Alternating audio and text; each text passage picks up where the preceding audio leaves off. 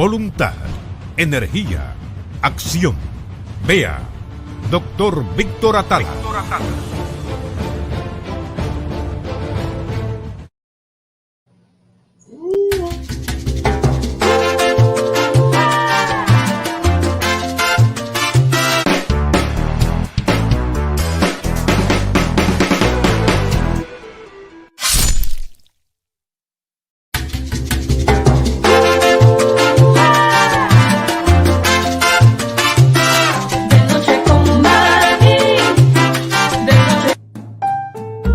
Síganos los pasos, porque aquí hay calidad. Eso, de regreso a su programa de Noche con Manny. Es la tercera noche de su programa especial para ustedes, amigos redevidentes. Y en la noche de hoy, verdaderamente nos visita. La tenemos directamente desde Costa Rica a la sexóloga Margarita Murillo. Muy buenas noches, gracias por aceptar nuestra invitación.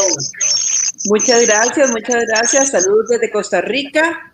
Como decimos, pura vida. Aquí estamos con ustedes, teniendo mucha compañía. Un abrazo fuerte a los dominicanos que queremos mucho y que son como parte de Centroamérica. Muchísimas gracias. Muy contento.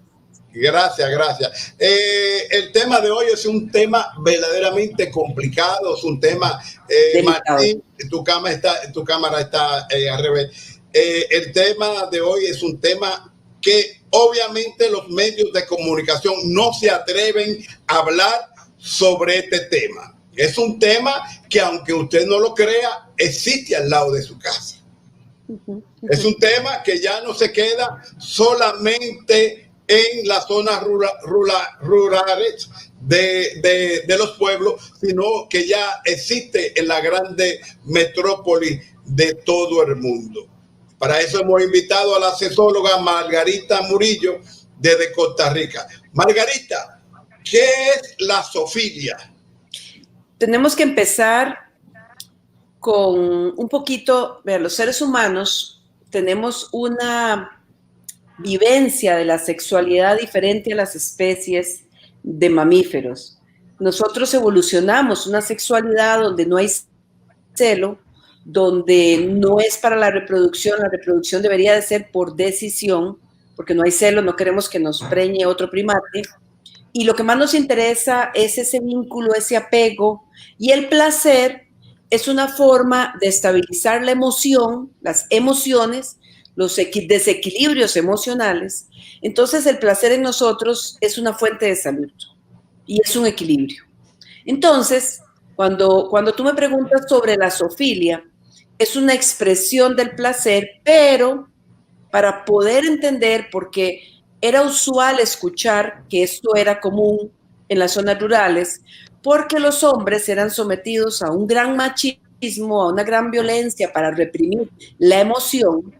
Entonces erotizaban las emociones en su pelvis y necesitaban descargarlas sin que nadie les explicara que era una situación emocional de mucha tensión. Entonces había más ingesta de alcohol, de adicciones, de violencia, que era la forma en que buscaban estabilizar la emoción y comenzaban a tener relaciones coitales con animales. Y eso es lo que llamamos la zoofilia. Doctora, ¿a qué edad puede un ser humano sentir atracción sexual con los animales? Es que esto es un poco, no es tanto la atracción sexual, aunque sí existe gente que le atraen sexualmente y ya eso es una patología de la personalidad, y está la práctica de buscar placer o vínculo o apego a través de los animales, aunque no necesariamente te atrae el animal, pero sí sientes un impulso de gestar un espacio de placer con el animal, y eso es lo que llamamos zoofilia. ¿Y cuál es el asunto? O sea, ¿y a qué edad puede suceder eso? Normalmente, o usualmente, no normalmente, porque esto no es como de la norma, lo usual para poder observar estas conductas es que, voy a dar un poquito de educación sexual, Cuando nosotros vemos a los niños masturbarse, que es entre los 3 y los 5 años la primera vez, la gente piensa que esto es simplemente porque se quiere masturbar y encontró placer, y en realidad es porque el niño se está destetando del papá y la mamá, le da ansiedad, y al tocarse siente que la ansiedad le baja y se calma. Vamos a observar la zoofilia y vamos a observar esto en la adolescencia, en el adulto joven, y luego ahí seguirá para el resto de su vida. ¿Por qué en la adolescencia? Que también vemos una masturbación más compulsiva y siempre se la atribuimos a las hormonas, a esa alborotazón de los chiquillos y estas vainas que decimos. Y en realidad nadie atiende la separación y el asunto de la construcción de la identidad, cómo voy a manejar el deseo, cómo voy a manejar el placer, cómo voy a manejar la afirmación de lo que soy como hombre, si mi pene es pequeñito, si es grande, porque tenemos un porcentaje mayor de quienes practican esto, que son varones, que mujeres, aunque ahora ha ido subiendo un poquito la presencia de las mujeres, un poco por la propia soledad, y que es cuando empezamos a ver la práctica en las ciudades, que antes no lo veíamos tanto en las ciudades, pero no teníamos el nivel de mascotas que tenemos ahora.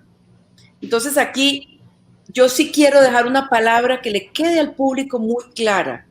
Para poder equilibrar nosotros el deseo y el placer, siempre debe haber consentimiento. Debe haber un mutuo consentimiento de las dos partes. Y aquí es cuando comienza el problema, porque los animales no podrían expresar su consentimiento. Y entonces decimos que las parafilias, que son formas diferentes de sentir placer, muchas no van a tener no van a ser perjudiciales, a menos que sean cosas ya muy serias, con cuerdas que te ahorcan o que te quieres morir y que te llevas a ese nivel. Doctora, ¿cuáles son las posibles causas de una conducta zoofílica? Okay. Esto es muy importante. Acuérdense que les estoy diciendo que el disparador es cuando yo hago la separación del papá y la mamá y me voy a empezar a construir en mi identidad. Una de las causas es la afirmación y la construcción de tu identidad como hombre o como mujer y espacios de placer muy limitados donde yo me voy a nada más a limitar, porque como yo no sabía que mi alborotazón respondía, ¿verdad? Mi deseo exacerbado a una necesidad emocional, entonces yo asocio y empiezo a ver que si yo no me conecto a mis emociones, si yo estoy en una construcción de identidad, estoy en un estado de ansiedad, esos son disparadores de conductas que tienen que ver como la zoofilia, en este caso que estamos hablando, donde están buscando una forma de estabilizar la emoción. Si usted no es consciente de que el deseo sexual exacerbado responde a una necesidad emocional muy fuerte, eso es un disparador. Entre más desconectado estés de las emociones, más posibilidades de tener trastornos o expresiones inadecuadas del deseo vas a tener. Y entre esas, la zoofilia. ¿Hay algún tratamiento para la zoofilia? ¿Hay algún tratamiento médico, científico? Porque yo no creo que una persona que tenga esa conducta pueda tener arreglo en su vida. Obviamente está trastornado, porque usted tener sexo con un animal, usted no sabe cuál va a ser la reacción de un animal. Sí, no crea, o sea, cuando es una persona joven, la experiencia de haber atendido adolescentes que han practicado zoofilia, ellos lo que más se trabaja es la angustia que tienen con relación a su propia identidad, su saber quién soy, su autoestima, y lo que más desarrollamos es que tenga compasión de sí mismo, de su miedo, de su tristeza, de sus complejos, porque vamos a encontrar personas con muchos complejos en la personalidad, y entonces tienes que trabajar esto como un trastorno de personalidad, y lo que está usando al tener relaciones con un animal es un desahogo de una forma muy inconsciente y no conectado al daño que le puede estar haciendo al animal y el sufrimiento que puede estar teniendo el animal.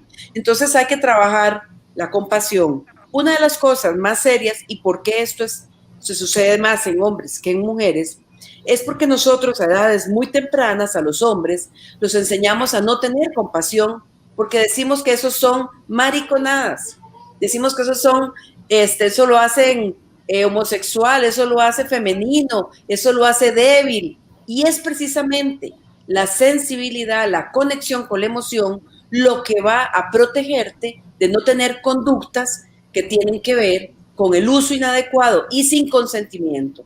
Entonces, más que un trastorno, yo me cuestiono mucho, después de tantos años de estar en esto, uno dice, trastornada está la sociedad al coartarle y al mutilarle la conexión con las emociones, o al asumir que la vulnerabilidad es una debilidad y es lo peor, o al asumir que tener miedo, porque es que hay que tener miedo para no hacer estas cosas.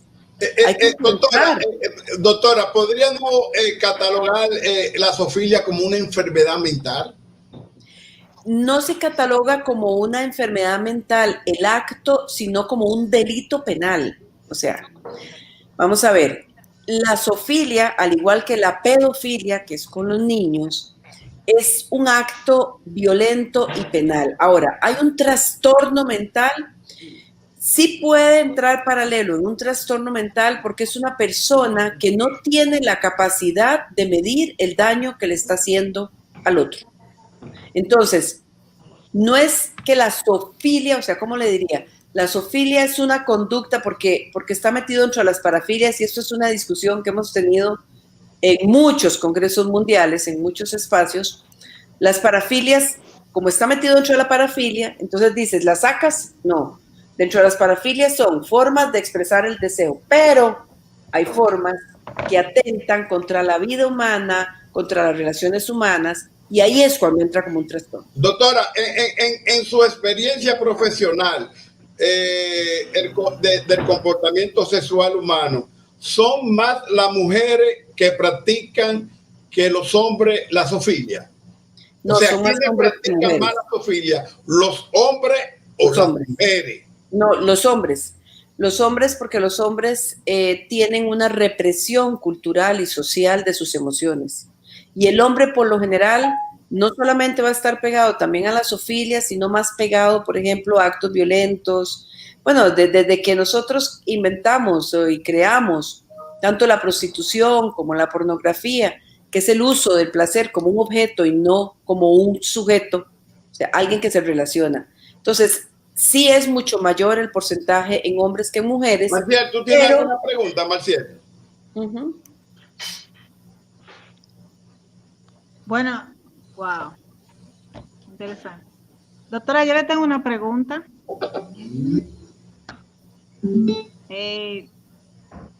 En Dinamarca, dice que estuve investigando que se tolera esta conducta y se ha convertido hasta en un turismo turístico sexual.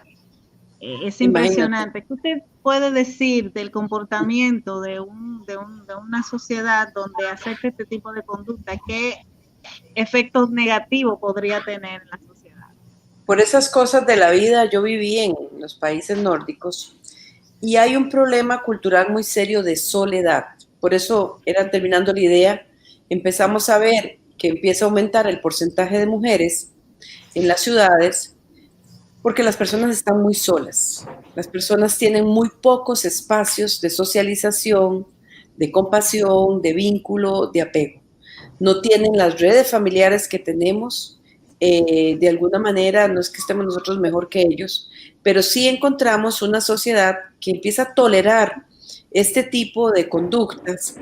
El problema es, vuelvo a lo mismo, ¿en qué momento los animales consienten esto? ¿En qué momento convertimos a los animales en humanos y degradamos a los animales a una relación humana de placer, ¿verdad? O sea, de un placer que va a ser diferente porque el animal se puede masturbar, inclusive los animales se masturban por ansiedad, cuando están muy estresados.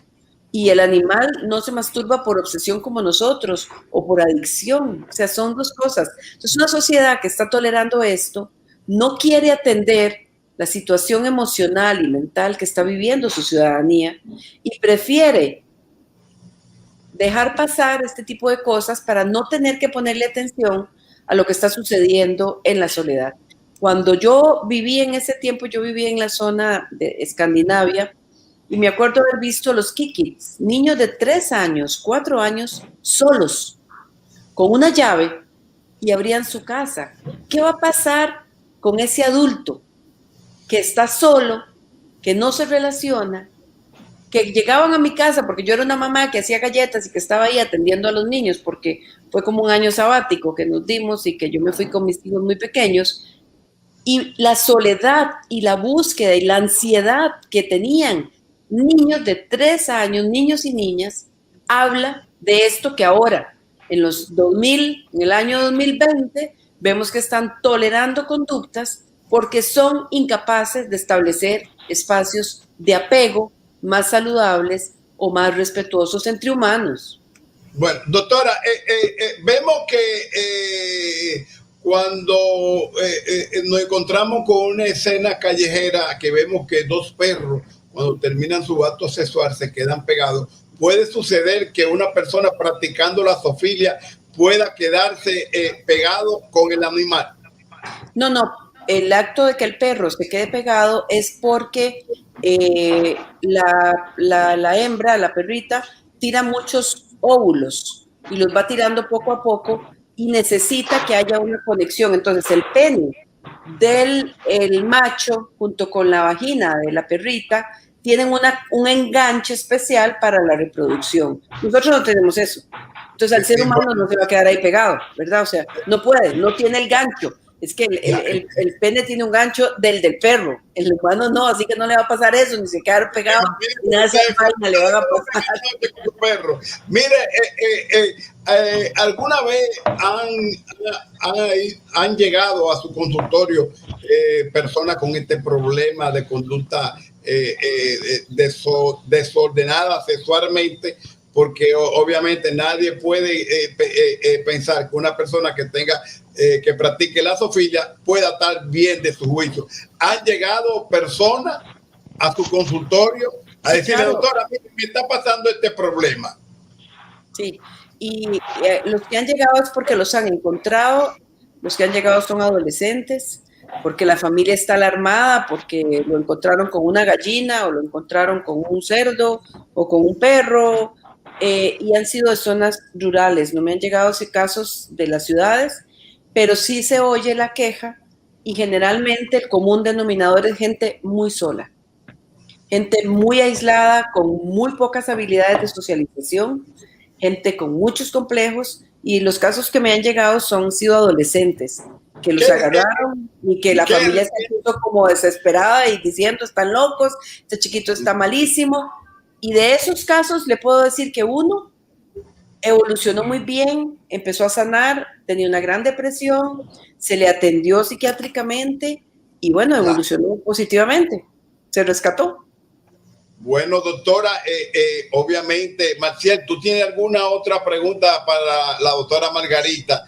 Sí, claro, hay un red evidente que está preguntando por qué, o bueno, también de una opinión, por qué en las escuelas no dan educación sexual en cuanto a este tema.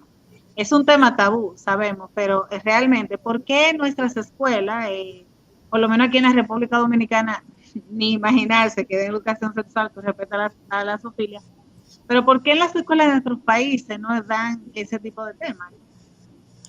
Bueno, allá en Costa Rica lo dan. Porque aquí en cuanto a educación sexual, ¿por qué no hay una orientación? Bueno, nosotros, yo fui del equipo que formamos en el 2010, el Programa Nacional de Afectividad y Sexualidad, y este es uno de los temas que se trabaja en todo lo que es la educación del deseo. Sí se debe dar este tema como la expresión del deseo y se habla de las parafilias y se menciona. Pero como este programa ya va a cumplir 10 años y se ha ido adaptando, pero sí es un tema que se toca cuando se habla del deseo y la expresión del deseo. y de las diferentes formas de expresión del deseo, y un buen programa de educación sexual debe trabajar la educación emocional, los valores, todo esto que estamos hablando del consentimiento, y si lo tocamos, por lo menos aquí en Costa Rica, este es uno de los contenidos que se trabajaban en todo lo que era la educación del placer, de la expresión del deseo, porque es importante hacer prevención. Bueno, doctora, mire, le vamos a pedir que se quede con nosotros unos minutos más, porque viene un segmento que es difícil de preguntar y tiene que ver a algo que necesita la opinión de una sexóloga como usted, preguntamos en la calle si es verdad que cuando la persona es buen bailador, es muy bueno en la cama. Entonces vamos a hablar sobre ese tema cuando regresemos de nuestros comerciales.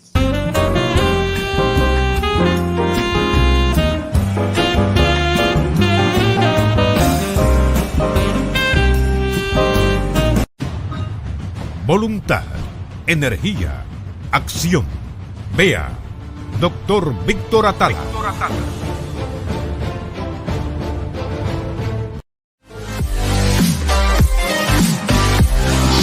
Bueno, amigos, ya se acerca la temporada, ya estamos en la temporada de Estates. Y para llenar su estancia allá en la ciudad de Boston, Massachusetts, está nuestra amiga de Melian Tax Service. Esto queda en la ciudad de Boston, preparación de impuestos, devolución rápida, autorización por el IRS en el 130 Mullion Street, Lynn, Massachusetts, con los teléfonos 781-581-2117. Melian Tax Service. Síganos los pasos, porque aquí Voluntad, energía, acción. Vea, Dr. Víctor Atala.